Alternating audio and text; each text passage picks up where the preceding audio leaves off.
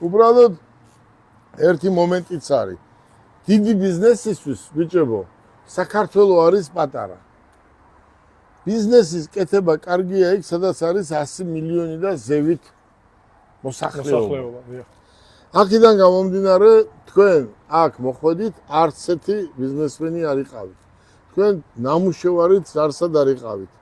მაგრამ დღეს მე სადაც მივდივარ, ვამაყობ თქვენით, არ მეშინია თქვენი, ყველაფერი ისწავლეთ და თქვენი გაყიდული მანქანების მეპატრონეების სადღაც მხვდებიან და ესე მეუნებიან რა ბიჭები ყავთ ესეთი რომ ძალით გვაყიდია მანქანაო.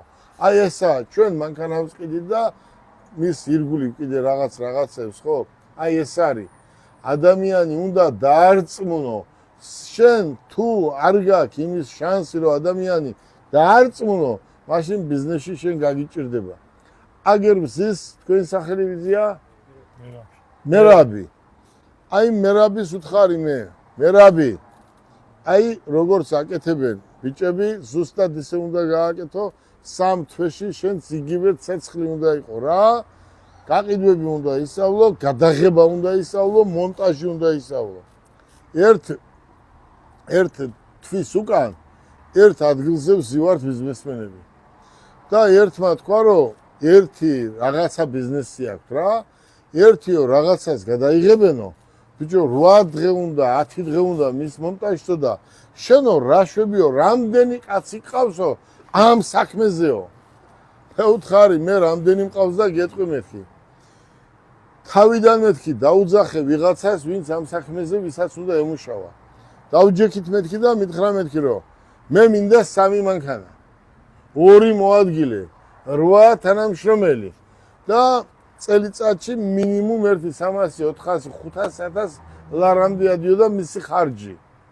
და მე უთხარი, ბევრია თქო. თუ გინდა რომ მე რეკლამა გავაკეთო, ესეა საჭირო მითხრა მეთქი. და მითხრა რეალურად ესე იყო. ვიცის შალვა მიცნობს. და მე მეთქი ახლა შენ რა უნდა ისაუბრო, რა იცი მეთქი. ეს შენ უნდა მასწავლო.